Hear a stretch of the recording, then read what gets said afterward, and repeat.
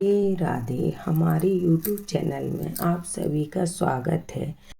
धर्म ग्रंथों के अनुसार बलराम जी का मुख्य शस्त्र हल और मूसल है, इसलिए उन्हें हलधर भी कहा जाता है। उन्हीं के नाम पर इस पावन पर्व का नाम हलछठी पड़ा, उसे हलधर भी कहा जाता है। इस दिन खेती में उपयोग होने वाले उपकरणों की पूजा की जाती है। महिलाएं अपने बच्चों की लंबी उम्र और सुख समृद्धि के लिए यह व्रत रखती हैं।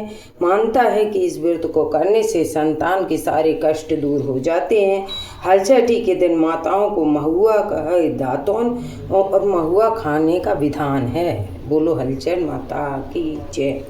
भादो मास में छठ को हरछठ मनाया जाता है।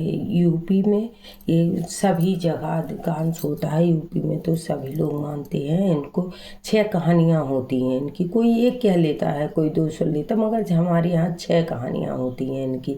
और हरछठ माता के दिन खेत का जो बोया जोता हल से जाता है और उसको नहीं खाते हैं। और भैंस के दूध, भैंस का घी, भैंस का दही, इसी से पूजा की जाती है। और फल फूल खाए जाते हैं, जो लगाए जाते हैं, बोए नहीं जाते हैं, उन चीज़ों को खाया जाता है। सुनिए हरछठ माता की कहानी। जय हो हरछठ माता की। एक ग्वालिन थी, वह दूध दही बेचकर अपना जीवन यापन करती थी। वह गर्भवती थी। एक दिन जब वह दूध बेचने जा रही थी, उसे प्रसव का दर्द हुआ। तो वह समीप एक पेड़ के नीचे बैठ गई, जहाँ उसने एक पुत्र को जन्म दिया।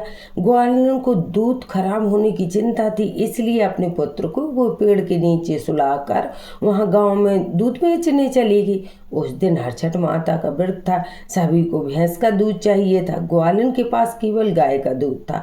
उसने झूठ बोलकर सभी को भैंस का दूध बताकर और पूरा गाय का दूध बेच दिया। इससे हरछठ माता क्रोधित हो गई और उसके पुत्र के प्राण हर लिए। जब ग्वालिन आई, उसे अपनी करनी पर बहुत संताप हुआ और उसने गांव में जाकर सभी के सामने अपने गुनाह को स्वीकार किया। सभी से पैर पकड़कर क्षमा मांगी। उसकी इस तरह विलाप करते देखकर हरछठ माता को दया आ गई और उन्होंने उसे माफ़ कर दिया, जिससे उसने पैर पकड़ लिए। हरछठ माता प्रसन्न हो गई और उसका पुत्र जीवित कर दिया। तब से ही पुत्र की प्राप्ति और लंबी उम्र हेतु हरछठ माता का व्रत एवं पूजा की जाती है। जय हो हरछठ माता। जैसे उनकी बच्चे की रक्षा की, इसी तरह सभी के लड़के बच्चों की रक्षा करना। हे माता रानी।